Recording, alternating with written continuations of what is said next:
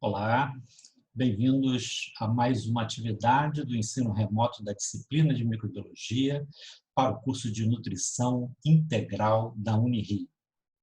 Hoje nós vamos falar sobre características do crescimento bacteriano.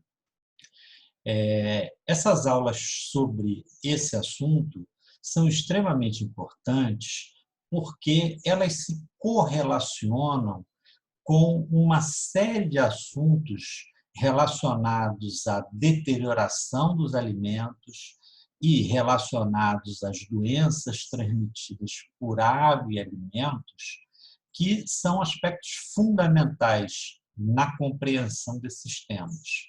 Então, não pense que esse é um tema meramente teórico, esse é um tema de grande aplicação prática quando você estudar deterioração dos alimentos ou mesmo quando você estudar as doenças transmitidas por água e alimentos, as DTAs.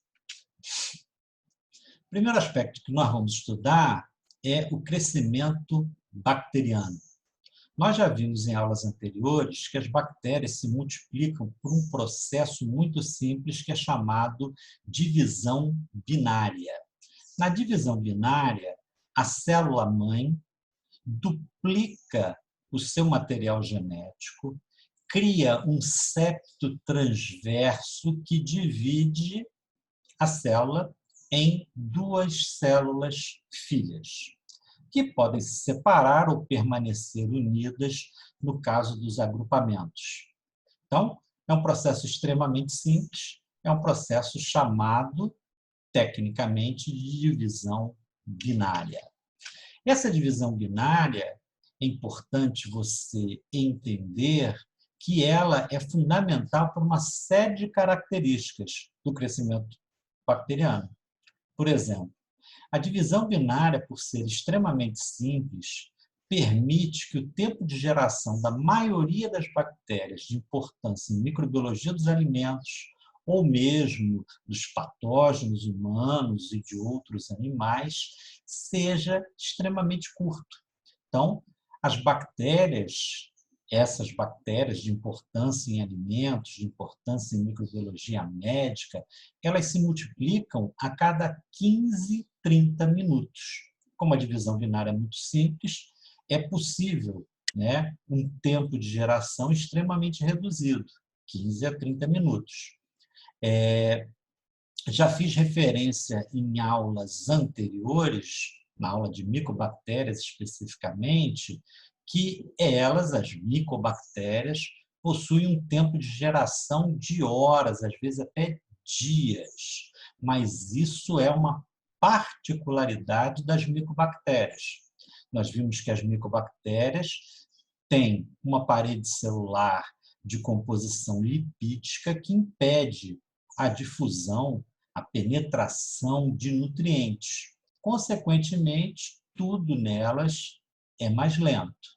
Quando a gente fala que o tempo de geração das bactérias é de 15 a 30 minutos, nós estamos falando dos principais grupos de bactérias associados a alimentos e aquelas que são capazes de causar doença no homem e em outros animais. Então, estamos falando da maioria das bactérias.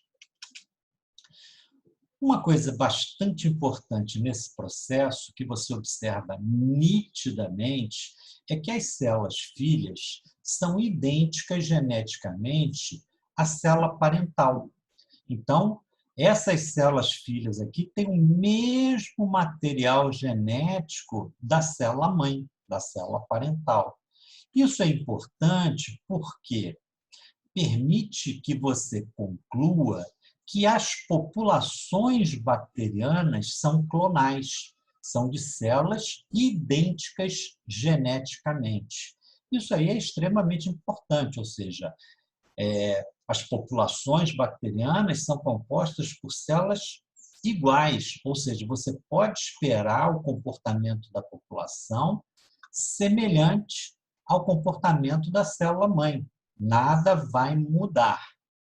Bom, logicamente, isso é muito desfavorável às bactérias, né? E as bactérias, como nós já vimos, em algumas situações, elas criaram mecanismos para que essa população clonal apresentasse uma diversidade genética, ou seja, existem processos que vão alterar alguns indivíduos dessa população, com maior ou menor intensidade, quebrando um pouco essa população clonal. Quais são esses mecanismos de diversidade genética?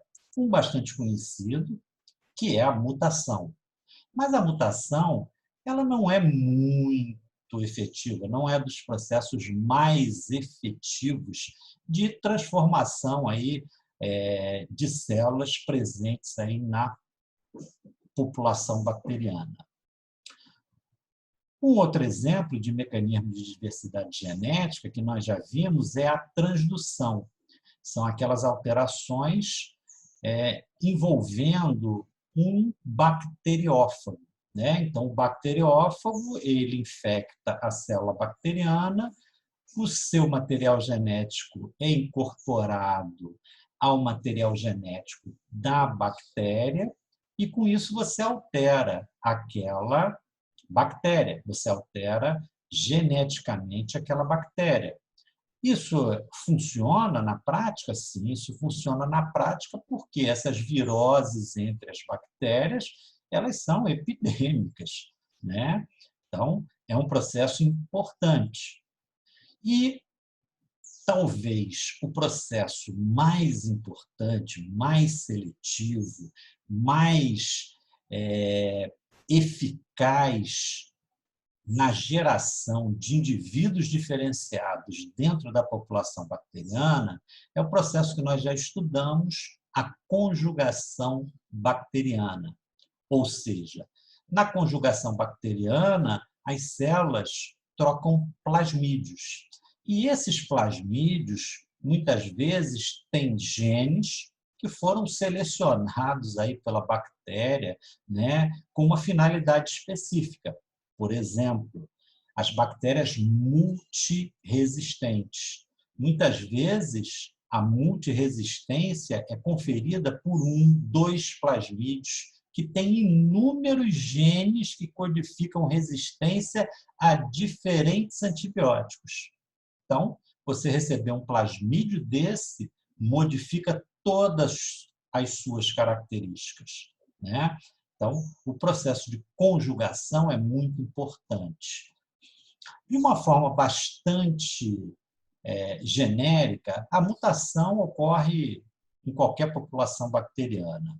A transdução é muito importante em populações no ambiente, por exemplo, no esgoto, os bacteriófagos são muito ativos, e a conjugação é muito importante quando ela ocorre, por exemplo, nas bactérias que estão na superfície da nossa pele e de algumas mucosas.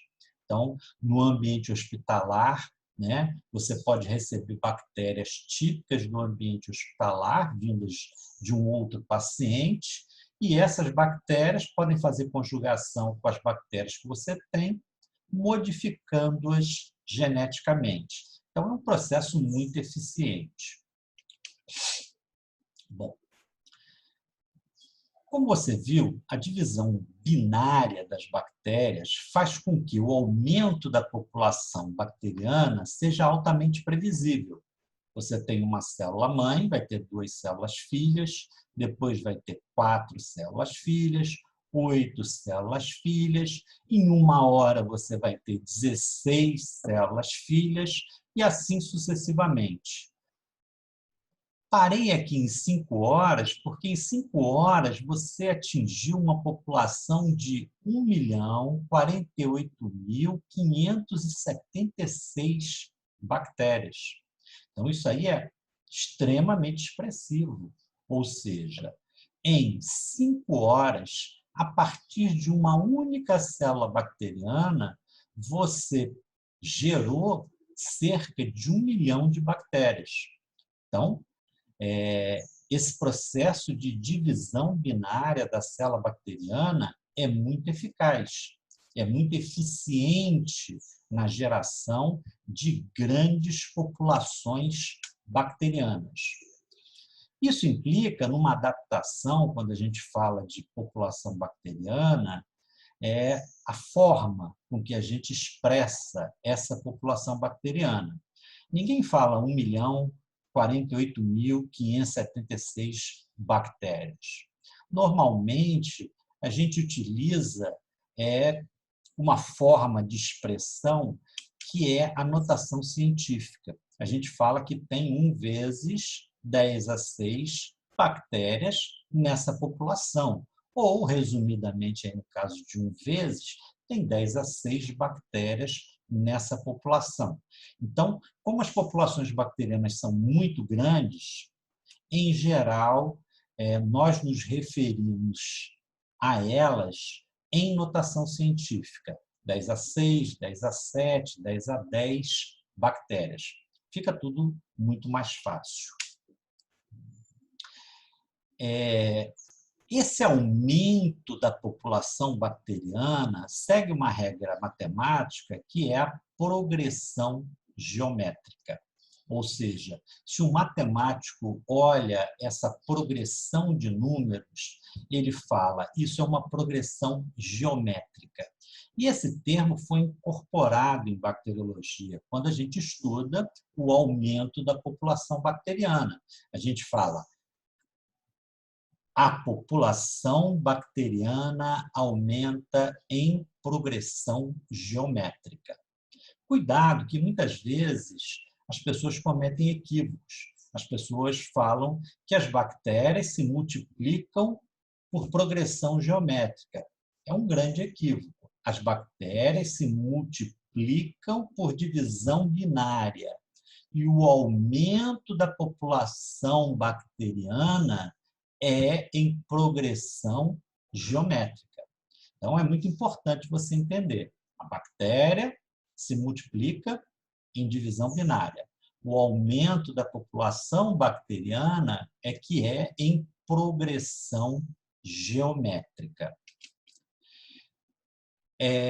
Um outro dado que você tem que entender, é uma outra característica, né, da multiplicação bacteriana, é formar populações extremamente elevadas em curto espaço de tempo. Isso aí é muito importante. Muitas vezes as pessoas não entendem que você expor um alimento refrigerado à temperatura ambiente faz com que as bactérias se multipliquem e, num prazo extremamente curto, podem deteriorar aquele alimento. Então, às vezes, você fica fiscalizando, né, os alimentos refrigerados e as pessoas não entendem por quê. Por que você tem que tomar cuidado com esse tipo de alimento? Você manter sempre a cadeia de frio desse tipo de alimento.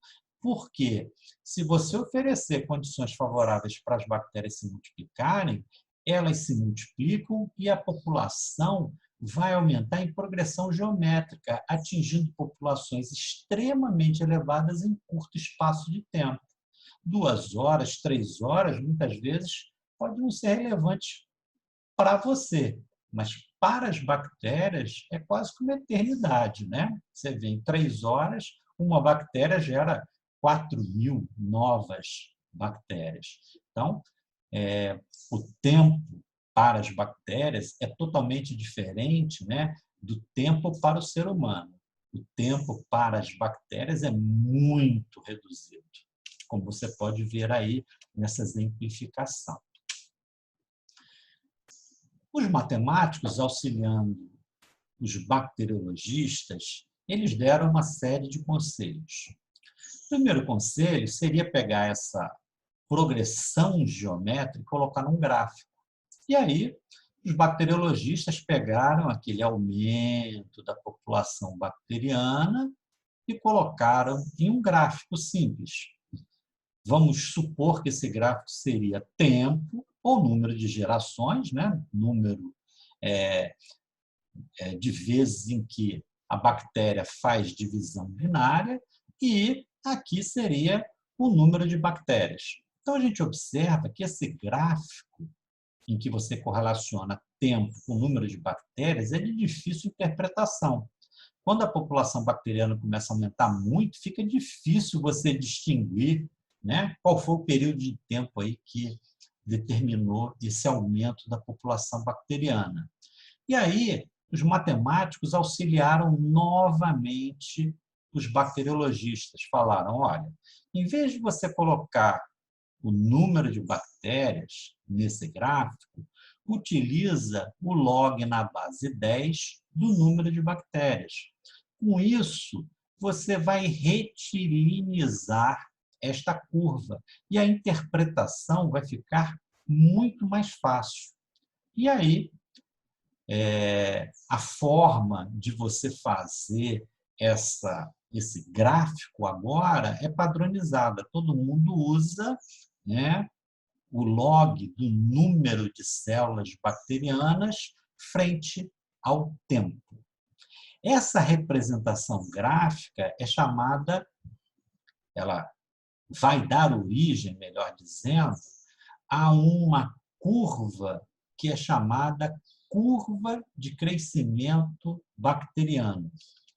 Ou seja, os bacteriologistas olharam esse modelo matemático e tentaram reproduzi-lo na prática. O que eles fizeram?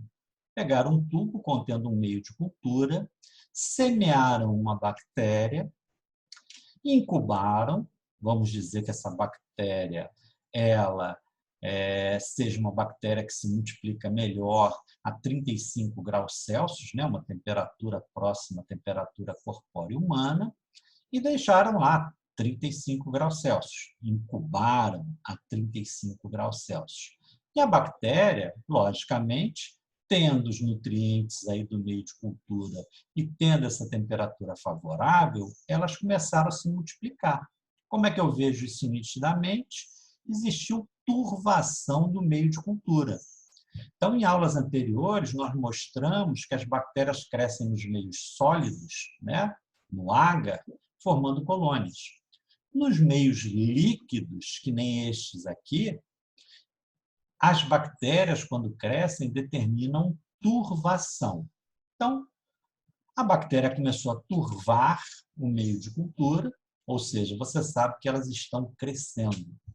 E aí, a cada hora, os bacteriologistas tiraram uma alíquota e contaram quantas bactérias tinham nessa alíquota, para ver, né, para detectar o que ocorria com a população bacteriana. E eles se surpreenderam, por quê?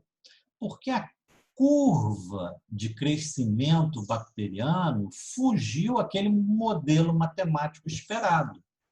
Eles obtiveram uma curva que tem 4 regiões distintas, cada uma com um significado diferente. Aqui a população não aumenta, correto? Vamos dizer que aqui são 100 bactérias. Continua 100, o tempo está passando, continua 100 bactérias. De repente, as bactérias começam a se multiplicar. E existe um aumento da população bacteriana em progressão geométrica. De repente, as bactérias param de se multiplicar novamente. E, de repente, a população bacteriana começa a declinar, começa a diminuir. Então, essa curva de crescimento bacteriano é o que realmente acontece quando as bactérias se multiplicam em um meio de cultura. Ou seja, é uma adaptação daquele modelo matemático anterior. O estudo do que acontece na população bacteriana permitiu que fossem tiradas algumas conclusões. Primeiro, essa primeira fase em que as bactérias não estão se multiplicando, ela é chamada fase de latência. Ou seja, nessa fase, as bactérias estão no meio de cultura, só que elas estão identificando os nutrientes presentes nesse meio de cultura, produzindo enzimas para metabolizar esses nutrientes E só depois de todas essas etapas é que a metabolização dos nutrientes vai permitir que a bactéria se multiplique. Então, essa fase de latência é uma fase de adaptação da bactéria às condições de cultivo. Então, a bactéria, nessa fase de latência, está ativa metabolicamente. Está ativa sintetizando enzimas para metabolizar os nutrientes do meio de cultura. Mas ela ainda não se multiplica, porque ela ainda não está metabolizando esses nutrientes. Quando ela tem capacidade de metabolizar os nutrientes, ela começa a se multiplicar ativamente. E aí entra naquele modelo matemático de crescimento exponencial. E aí essa segunda fase, ela é chamada fase de crescimento exponencial. É nessa fase que a população bacteriana aumenta geometricamente. E aí chega um determinado momento que as bactérias pararam de se multiplicar. Não, é um equívoco. Na realidade, o que para de crescer aqui é a população bacteriana. Quando os bacteriologistas estudaram as bactérias nessa fase, o que eles observaram? Bom, o aumento da população bacteriana inexiste. A população bacteriana está estacionada naqueles números. Agora, continua existindo crescimento bacteriano, ou seja, as bactérias continuam se multiplicando. Ué, como é que elas conseguem se multiplicar e a população permanece constante, com o mesmo número? A explicação é bastante simples. Quando uma bactéria é gerada, uma bactéria tem que morrer. E, com isso, a população fica estabilizada. E é isso que acontece nessa fase estacionária de crescimento. Ou seja, esse nome indica para você que a população está estacionada no número, mas está existindo crescimento bacteriano. As bactérias continuam a se multiplicar. Mas como bactérias morrem, o número de bactérias na população permanece constante. Por que isso ocorre? Isso ocorre por dois motivos principais. Primeiro, as bactérias, para fazerem esse crescimento exponencial, elas utilizaram os nutrientes no meio de cultura. E o que aconteceu? Chega uma hora que esses nutrientes acabam. E as bactérias não têm mais nutrientes para manter a fase de crescimento exponencial. E o outro fator aliado a esse é bastante previsível. Se a bactéria metaboliza o nutriente, ela excreta substâncias, as excretas. E as excretas, muitas vezes, são desfavoráveis às bactérias. Então, esse acúmulo de excretas no meio de cultura vai fazer com que bactérias morram. Então, escassez de nutrientes associado com acúmulo de excretas torna esse meio desfavorável, fazendo com que muitas bactérias morram. E os valores da população bacteriana permaneçam, entre aspas, estacionados, permaneçam constantes. Então, essa é a fase estacionária de crescimento. Estacionária, porque a população não aumenta, crescimento, porque as bactérias continuam se multiplicando. E, passado algum tempo, a população bacteriana começa a declinar, começa a diminuir. Essa é a fase de declínio, que, logicamente, é justificada de uma forma bastante simples. Olha, não tem mais nutrientes, a quantidade de excretas é tão grande que o meio está sendo quase que tóxico à população bacteriana. E, com isso, está existindo uma grande quantidade de morte, né, de bactérias. Bom, Então, essa aqui é uma curva de crescimento bacteriana típica, correto? Na realidade, essa curva de crescimento bacteriana, desculpe, ela é a simples representação gráfica da população bacteriana em condições de limitação nutricional. Então, o meio de cultura dentro desse tubo, ele não se altera, né? A quantidade de nutrientes que iniciou no experimento, ela é constante. Novos nutrientes não são acrescidos, então a bactéria tem que lidar com essa limitação nutricional.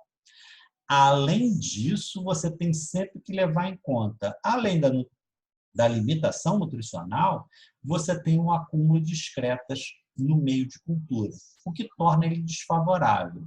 Então, quando você pensa aí nessa representação gráfica, que é a curva de crescimento bacteriano, você tem que saber interpretar cada uma dessas fases. Por quê? Se você começar a raciocinar sobre elas, você vai ver que você consegue fazer modificações na forma dessa curva de crescimento bacteriano. Não vou explicar elas agora, vou dar um exemplo para você entender a importância do conhecimento dessa curva de crescimento bacteriano. Vamos dizer que você trabalha numa empresa que produz leite fermentado. Então, o produto é o leite fermentado. É um leite, entre aspas, que bactérias são utilizadas para fermentar os carboidratos, produzirem ácidos, e esse produto é chamado leite fermentado. A empresa, ela utiliza uma mistura, água, proteína do leite, caseína, sais minerais, lactose, leite, para o crescimento bacteriano. E ela quer comparar se a mistura que hoje ela compra do fabricante A é melhor, igual ou pior que uma outra mistura que está sendo oferecida para ela, do fabricante B. Então, o que ela vai fazer? Ela vai julgar tecnicamente. O que a nutricionista tem que fazer? A nutricionista tem que fazer uma curva de crescimento bacteriano. Então, ela pega as bactérias que são utilizadas no produto, semeia na mistura do fabricante A e gera uma curva de crescimento. E quais são os aspectos aí principais, os pontos principais dessa curva? Primeiro, qual foi a população que foi atingida? No caso da mistura do fabricante a população atingida foi 10 a 7 bactérias. Uma população bastante elevada, concordo. E, para chegar a essa população, as bactérias demoraram 8 horas. Perfeito. Pode ser um tempo reduzido, não sei.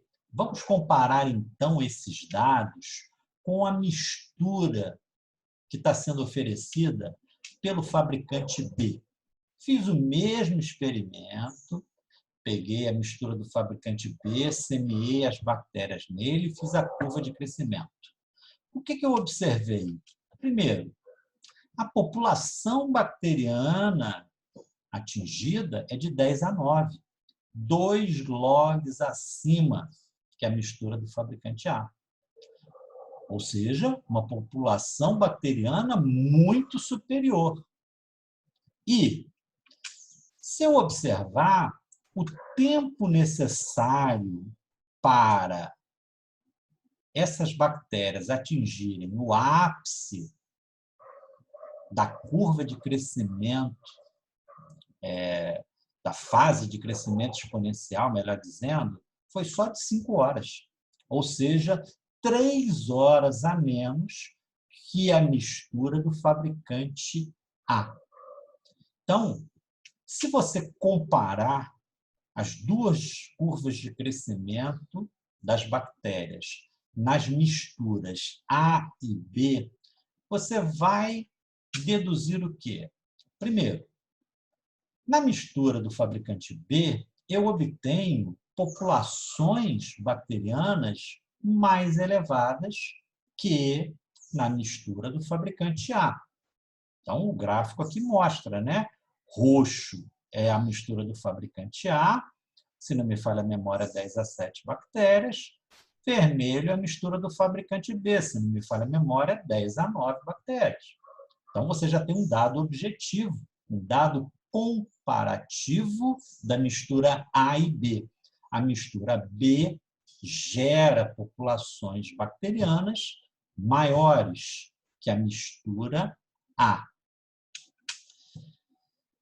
Um outro detalhe que chama atenção é o ângulo da fase de crescimento exponencial.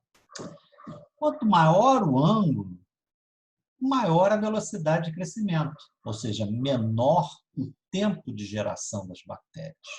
Então, é nítido que o ângulo, esse ângulo aqui, da mistura B é maior que o ângulo da fase de crescimento exponencial da mistura A.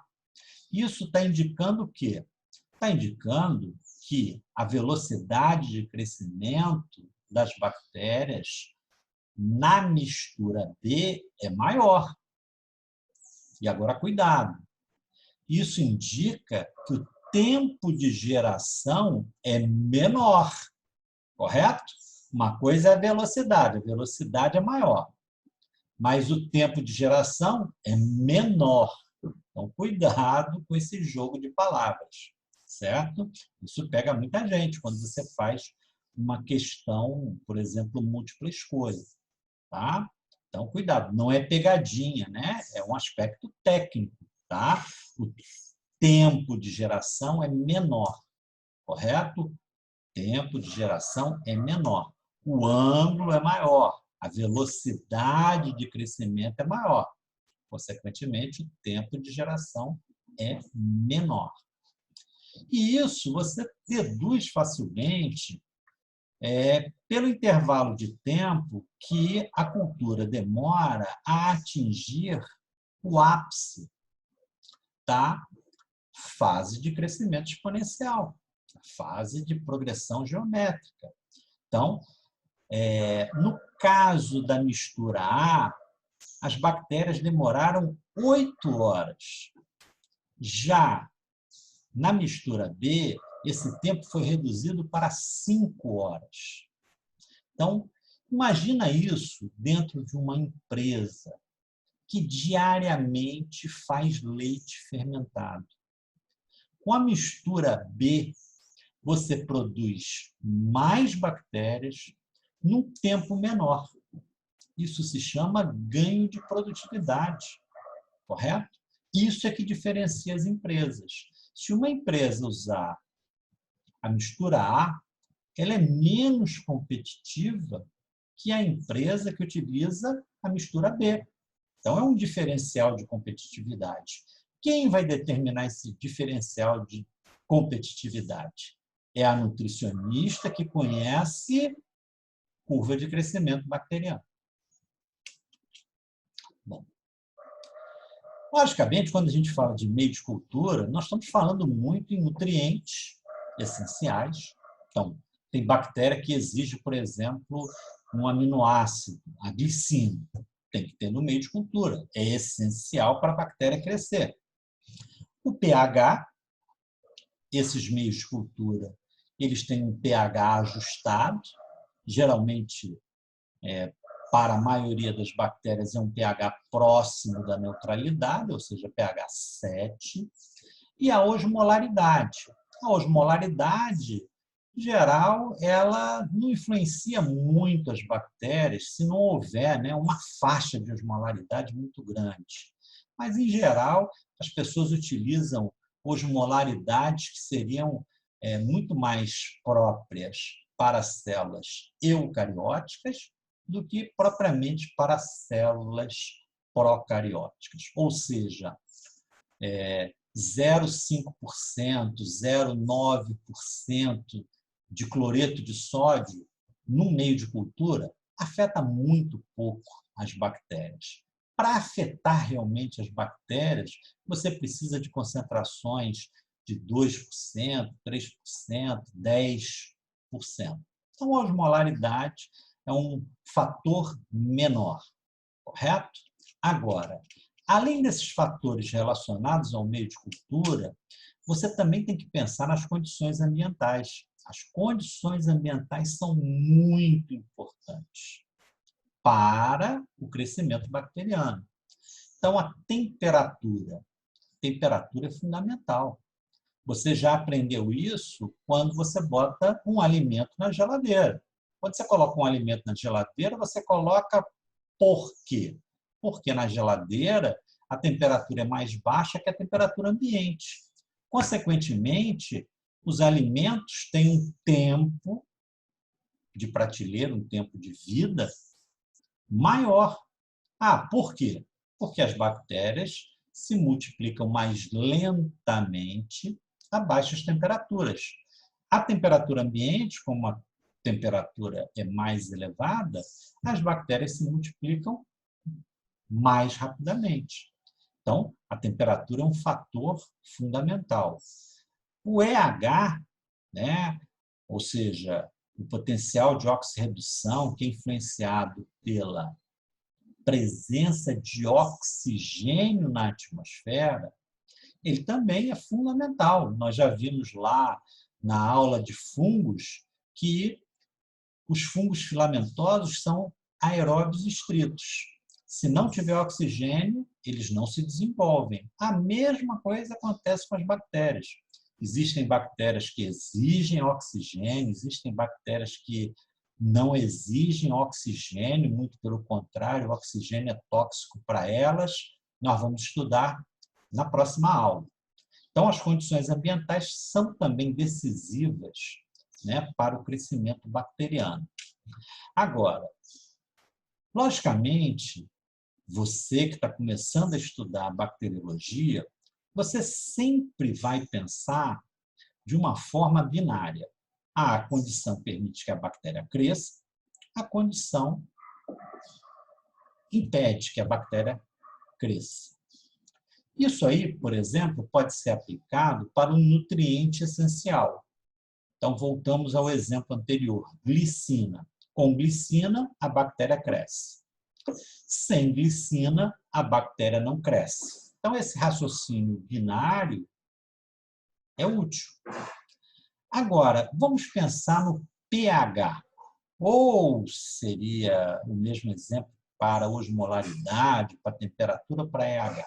Vamos pensar no pH. Então, eu falei que as bactérias, na sua maioria, elas crescem bem num pH próximo da neutralidade, né? Um pH 7.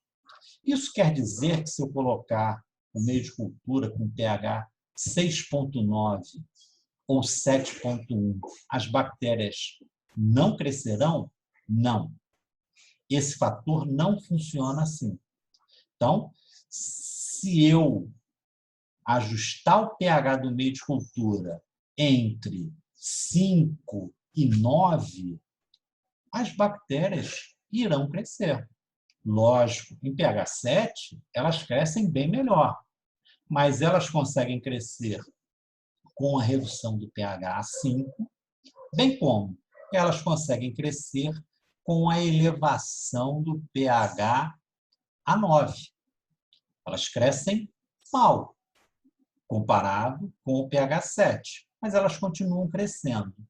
Então, é importante que você tenha sempre esse gráficozinho aqui em mente. Essas condições, principalmente pH, osmolaridade, temperatura, EH, elas não são de comportamento binário. Não é cresce ou não cresce. É quando está dentro daquela faixa que a gente cita, 35 graus Celsius, pH 7, 1% de osmolaridade. As bactérias têm um crescimento que a gente considera ótimo. Ou seja, o que é ótimo de crescimento? as maiores velocidades de crescimento bacteriano, ou, sem querer complicar, os menores tempos de geração das bactérias. Então, elas se multiplicam muito bem, obrigado. Agora, quando você começa a caminhar para os extremos, então, no caso aqui, você está no pH 7, você começa a reduzir o pH, chega num pH 6,5. A bactéria continua crescendo? Sim, ela continua crescendo. Mas a velocidade de crescimento, o tempo de geração é menor do que em pH 7. Então, você tem que pensar sempre que alguns desses fatores, eles funcionam como uma faixa de crescimento e não como um fator binário, cresce ou não cresce. Esse comportamento binário é muito relacionado com nutrientes. Tem o nutriente, a bactéria cresce. Não tem o nutriente, a bactéria não cresce. É uma exigência absoluta. Agora, os outros fatores, em geral, eles funcionam no modo faixa. As bactérias se adaptam a uma faixa próximo de um valor, que é o valor ótimo, que é onde elas exibem as maiores velocidades de crescimento. Bom, espero aí que vocês tenham entendido esse assunto. Esse assunto é muito importante, vai ser continuado em outras aulas. É importante que vocês façam aí os exercícios, né, que são disponibilizados aí no Google Formulários e as nossas monitoras disponibilizam no programa Socrative.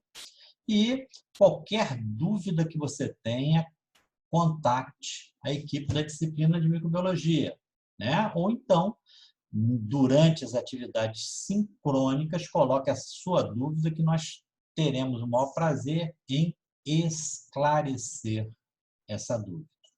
Muito obrigado aí pela atenção e até a próxima atividade sincrônica ou assíncrona.